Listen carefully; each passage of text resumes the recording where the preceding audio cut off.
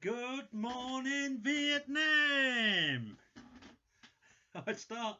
I start this morning's Glenn Maney Talks Chelsea with that um, intro from Good Morning Vietnam, the famous Robin Williams cry first thing in the morning. Because looking at social media, it looks like we've just lost a couple of platoons in Vietnam instead of drawing 0-0 with Seville in the Champions League. First game in the Champions League. This is my match review of Chelsea 0, Sevilla 0. And I deliberately didn't go on social media last night because I thought I was really pleased with the game. I was really pleased with a lot that I saw. I wasn't pleased we didn't win. I never am. But I saw a lot of improvement, a lot of things that gave me hope, a lot of things that gave me hope for further along in the project if the fans don't get Frank Lampard outed. And I went to bed with a good vibe. I thought, I can't go on social media because they'll all be out, and you know what I mean. I disagree with a lot of people. I agree with a lot of people, but last night I just couldn't face it. So last night, Mendy in goal.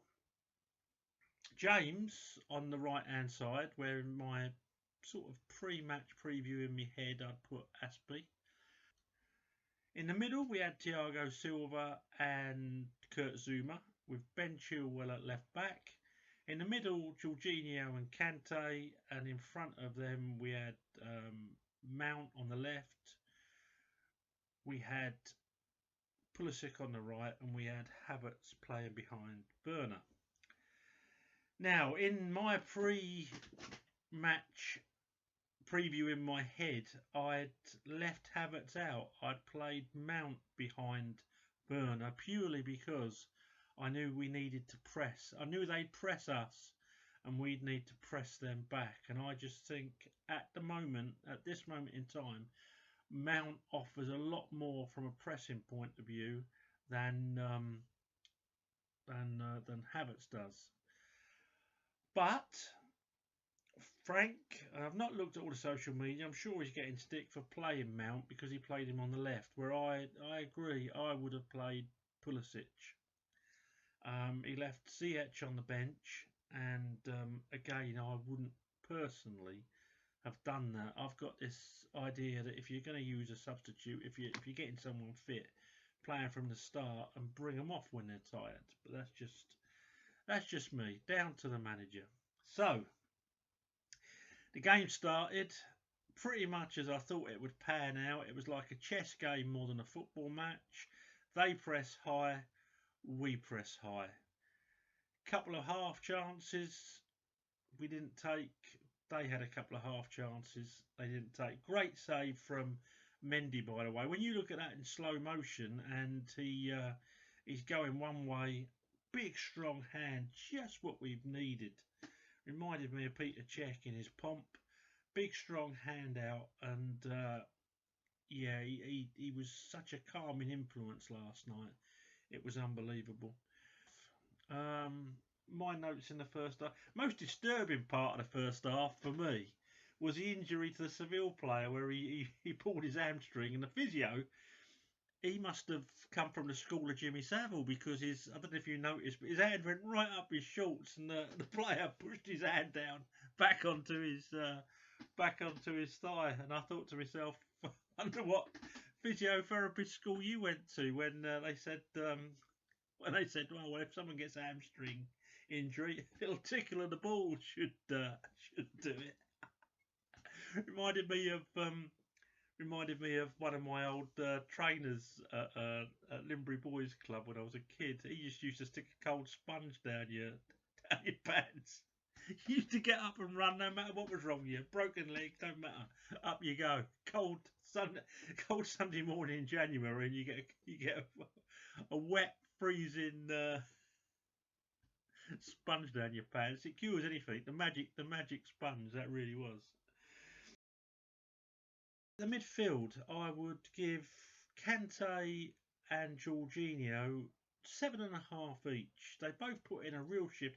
Kante was, I had to laugh. He got knocked off a ball early on, and after that, he was really on his game. I thought Kante played really well last night. A couple of sloppy passes early on, but he certainly made up for it. If Kante hadn't been out there last night, I dread to think what could have happened. And do you know what? These people, oh yeah, sell Kante's 29, sell him. Check up from the neck up bunch. They really are. Maybe they know more than me. Maybe they know more than me. A lot of people do, and I watch a different game. But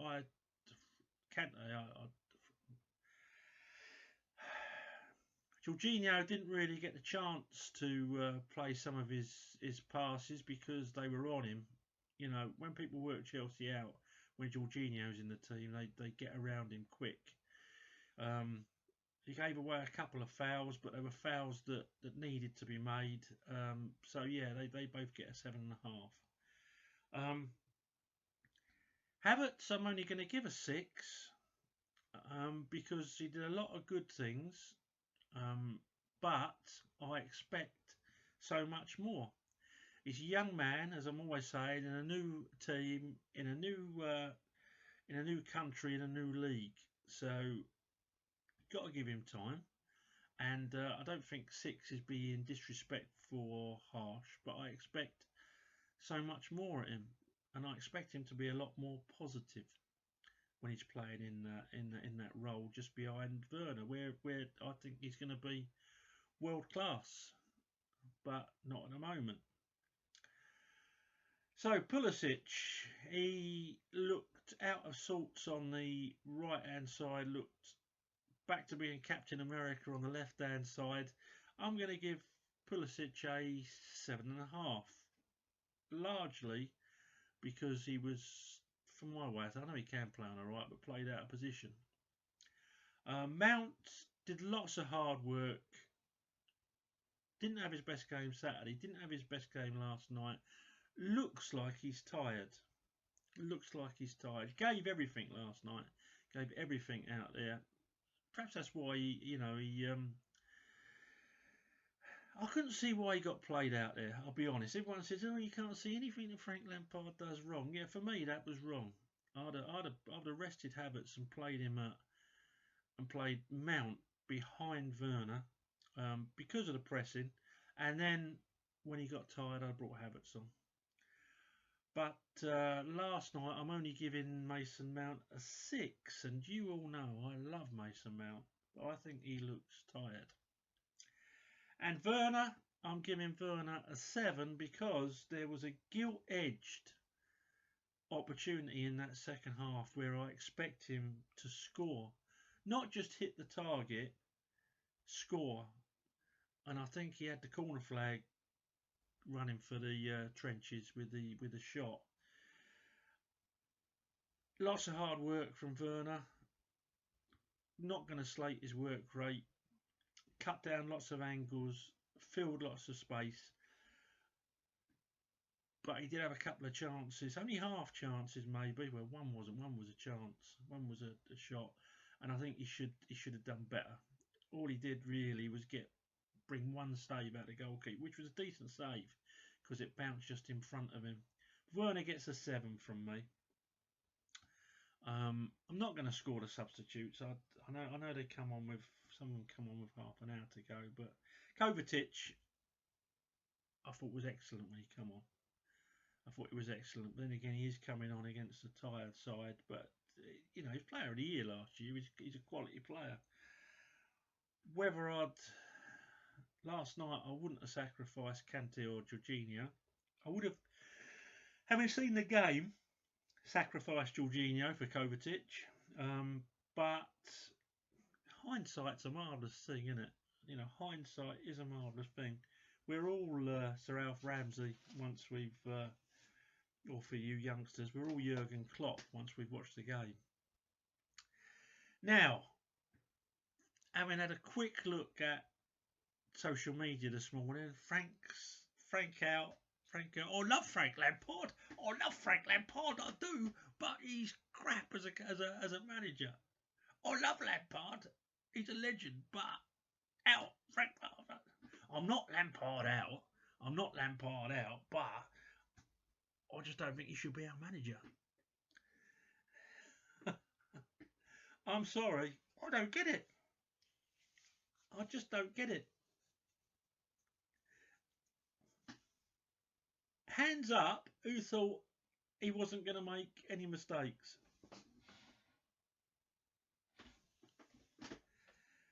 Hands up, who thought that after what, 7 games, 1 game of being able to put your first 11 out that you've chosen, 1 game and working with them for a month.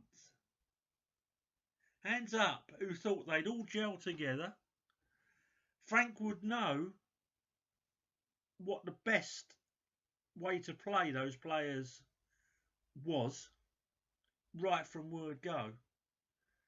Because there are some people out there, obviously, that would be able to do that. But on FIFA, I'm sorry to pee on your flames, but on FIFA, you don't have things like wives at home who are ill, children at home who are ill,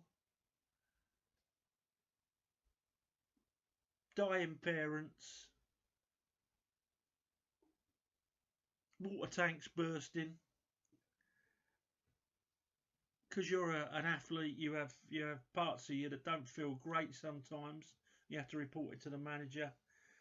All these things behind the scenes that we don't know about, that a manager has to put up with every day, like a manager in a factory. Oh, I'm calling in sick, you know, I've had a few too many sherbets last night or whatever. Hopefully, Frank ain't got to put up with that. Dave Sexton would have had to. But yeah, all these things behind the scenes. People moving to new countries. People having problems with their removals and the missus is going on. Yeah, they should be professional. They're on big money. They should put it all behind them. But that's all the stuff that a new team with 6 new players will have to deal with. I thought it would take until after Christmas until people started having a go. After Christmas. I thought people are educated enough, football-wise, to know that it's going to take time. And last night I saw a team that had worked on defence. They've obviously worked on defence in the few days they've had. And it was a lot better. People saying we've got to get our attack going better. Yeah, we have. But last night we played against Seville, one of the favourites for La Liga, the winners of the Europa Cup. Some people's bet for the European Cup as an outside bet, which wouldn't be a bad one, by the way. We played them. We didn't play a bunch of mugs. And we got a clean sheet. And we didn't score. But on a better day, Werner would have done. And if we'd won 1-0 this morning, which in my opinion we probably should have done, Frank could be the second coming. Chelsea fans need to get behind the team and the manager. And if after Christmas we're still making the same mistakes, Roman will just sack him. End of story. Roman won't spend 220 billion without seeing improvement, and I won't be as vociferous. Do you like that one? That's before breakfast as well. I won't be as vociferous about my support for Frank Lampard if he's not learning. But he is a Chelsea legend, so that's points with me. And I'll tell you something, right? I'll tell you something about Chelsea Football Club and what they mean to me. I've had some high points in my life, but I've had some real lows as well. Things like losing my nan and granddad in the space of a week. Things like marriage breakdowns and stuff like that.